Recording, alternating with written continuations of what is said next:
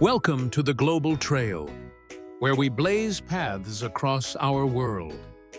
Imagine a land where the wind still speaks the language of horsemen, where mountains stand like silent sentinels, and where elegance rides beneath open skies. Now imagine that the most extraordinary thing in this land isn't the scenery, it's the women. In Kazakhstan, a country many barely notice on a map, beauty walks with strength, and grace carries the weight of history. These women don't just wear tradition, they are tradition. And yet, they're also rewriting it. They ride horses across the steppe and walk boardrooms in Almaty. They carry legends in their cheekbones and ambition in their stride. But what no one expected was this. In a land of towering peaks and cosmic launch pads, the most awe-inspiring force is human. Today, we journey into Kazakhstan through the eyes of the women who define it. Because to understand this place, you must first understand them. Kazakhstan is a land of contrasts. Brutal winters, infinite steppes, sun-scorched deserts, and crystal-clear lakes that look like mirrors to the sky. It's a place where rockets launched humanity into space. Yet tea is still poured with two hands, in quiet reverence. But beyond the landscapes and monuments, there's something more enduring the women who walk this land. Their stories are stitched into wedding veils, echoed in Sufi songs, and whispered through winds that cross the steppe.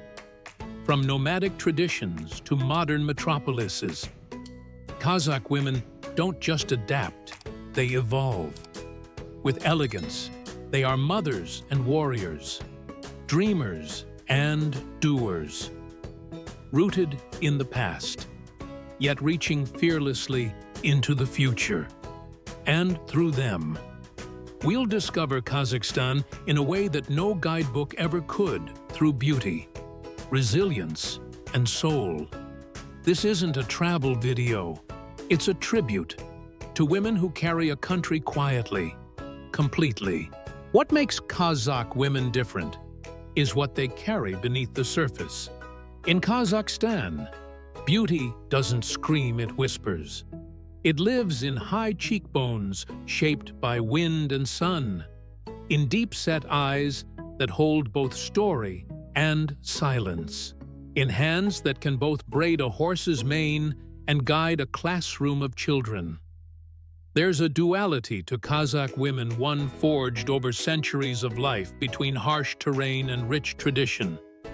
From the boundless steppe to the buzz of Almaty, they embody a rare blend strength without hardness, grace without fragility. Their features are striking a fusion of East and West, born from the crossroads of empires. But it's not about symmetry or style. It's about presence, a quiet confidence that doesn't ask for attention, but commands it anyway. And yet, their true beauty runs deeper. It's in their resilience, how they've balanced heritage and change, family and ambition. Many are daughters of shepherds, yet fluent in diplomacy, science, or design. They carry a fierce pride in their roots, but wear modernity with ease. You'll see it in a young girl riding bareback across the steppe at sunrise, her scarf flying like a flag of freedom. Or a grandmother whose embroidered shawl tells stories no book can match. Or a university student in Nur Sultan, coding a future that still respects the past.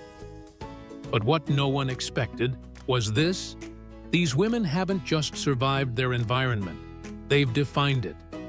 In a country often overlooked, they are the headlines no one wrote, the culture no one translated, the spirit no one thought to seek until now. A Kazakh woman can ride a horse and run a business sometimes in the same day. In Kazakhstan, tradition isn't something preserved behind glass. It's worn, lived, and carried often in the very same breath as progress. And no one walks this delicate balance better than its women. Step into Almaty or Nur-Sultan, and you'll find women leading startups, teaching university classes, representing Kazakhstan on international stages. They're tech-savvy, fashion-forward, and fiercely ambitious. But visit a village just hours away, and you'll meet women who still prepare borsak in open courtyards, who braid their daughters' hair while reciting ancestral proverbs. Not because they must, but because they choose to. These women are not caught between two worlds. They are the bridge. They attend weddings draped in lehengas passed down through generations, yet plan their careers with digital precision. They honor their elders in traditional ceremonies and then take the mic at TEDx the next week. This isn't contradiction, it's continuity. Because for Kazakh women, modernity doesn't require abandoning the past. It means redefining it on their terms, and their terms are clear. Educate the daughters, respect the ancestors, lead where needed, nurture always. In schools, they teach science but also stories. In businesses, they manage profit but also people. In homes, they command kitchens and conversations. The world often measures progress by how fast we leave the past behind. But in Kazakhstan, the women show us another way. What if evolution meant bringing the past with you? Because the truth is, tradition hasn't held Kazakh women back. It's given them roots strong enough to rise. They don't just inherit culture, they wear it. In the village of Hunza, a woman weaves silk into a shawl dyed with mountain flowers. She says the patterns come to her in dreams passed down from the voice of her great-grandmother. That shawl won't be sold. It'll be worn by her daughter on her wedding day. In Turkestan, the sound of a Sufi hymn echoes from the mausoleum of Khoja Ahmed Yasawi. The voice belongs to a woman cloaked in white, eyes closed, lips parted not just in song, but in invocation.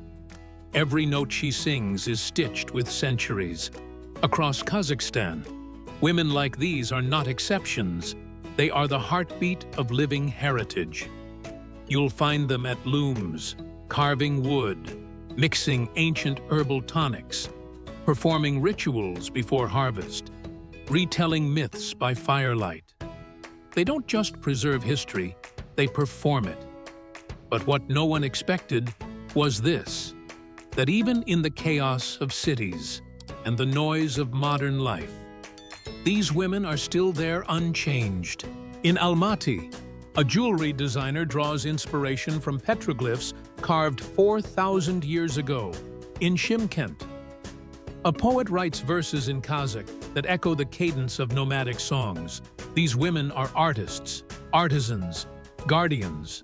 Through them, identity doesn't fade, it flourishes. And their impact isn't measured in fame or fortune. It's measured in memory, in how a child hears a lullaby that her grandmother once sang by candlelight, in how a tourist sees a pattern and feels something ancient stir inside them, in how a culture lives not because it's protected, but because it's practiced. Kazakhstan's women aren't just icons of tradition, they are its voice. In Kazakhstan, even celebration is a form of strength. When spring arrives on the steppe, it doesn't just change the weather, it awakens the soul. And no one leads this renewal quite like the women of Kazakhstan. During Nowruz, the Kazakh New Year, women gather at dawn to prepare koji, a ceremonial soup made with 7 sacred ingredients. Each stir of the pot carries a wish for health, unity, love, resilience, dressed in embroidered robes and gleaming jewelry.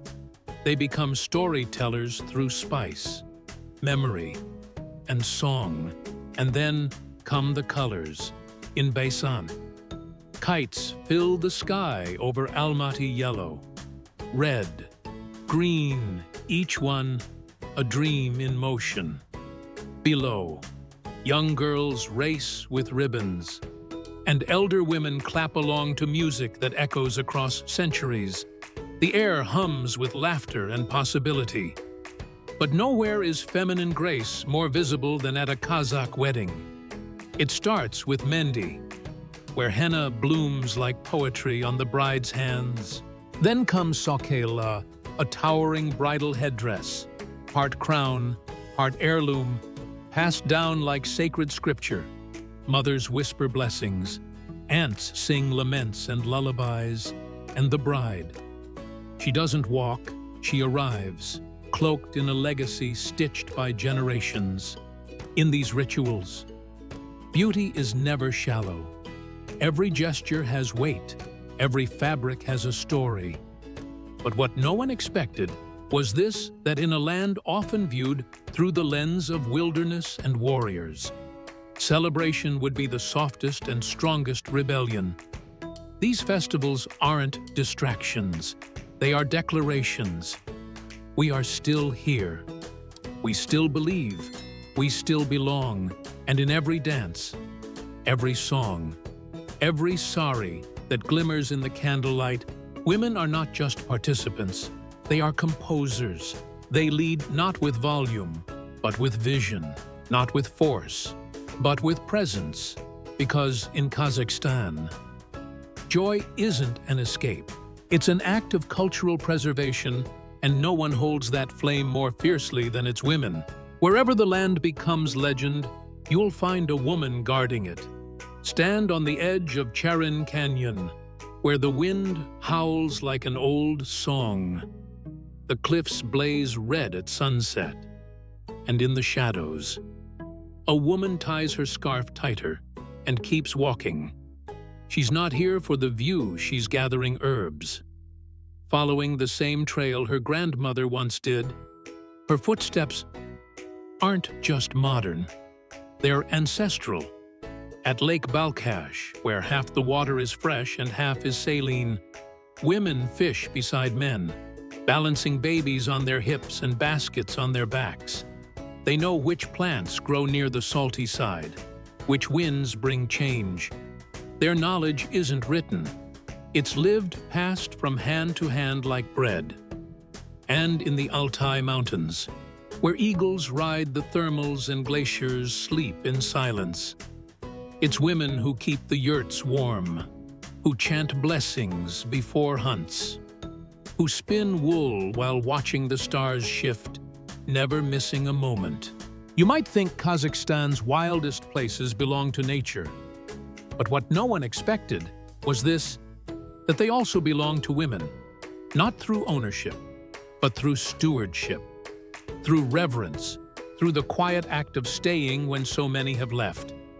These women are not just shaped by their landscapes, they shape them. They teach children which tree to rest under. They lead rituals before river crossings. They know which cracks in the earth grow medicine and which ones whisper warnings. And when tourists come, cameras raised, they smile not for the photo, but because someone finally asked the right questions. In these sacred places, women are not passive figures in postcards. They are guardians of spirit, soil, and story. Kazakhstan's wonders may draw your eyes, but its women, they'll hold your heart. They say Kazakhstan is a land of endless skies, ancient stone, and cosmic ambition. And that's true. But if you ask us what truly defines this country, it isn't its landscapes, it's its women. They are the memory keepers, the future builders, the quiet forces beneath every vibrant thread of Kazakh life. They carry 1,000 years of survival in their walk. They speak in gestures that outlast words. They dress in culture, and they lead with soul. And while the world often overlooks places like Kazakhstan, these women remind us that power doesn't need a spotlight to matter. So the next time you think of Central Asia, Don't just think of steppe and spaceports. Think of a girl riding into wind, a mother singing over soup, a bride crowned in stories, a poet writing history in silk and silence, because in Kazakhstan, the most stunning monument isn't carved in stone, it walks, the global trail blazing paths across our world. Which moment from Kazakhstan stayed with you the longest? Comment soul below. If these women moved you, if their strength, beauty, and stories lit something in you. And tell us, where should the global trail go next? Maybe a place where weddings last a week, or where the moon guides fishermen home. Don't forget to like, subscribe, and ring the bell so you never miss the next untold journey. We're just getting started. The global trail blazing paths across our world. One voice, one story, one trail at a time.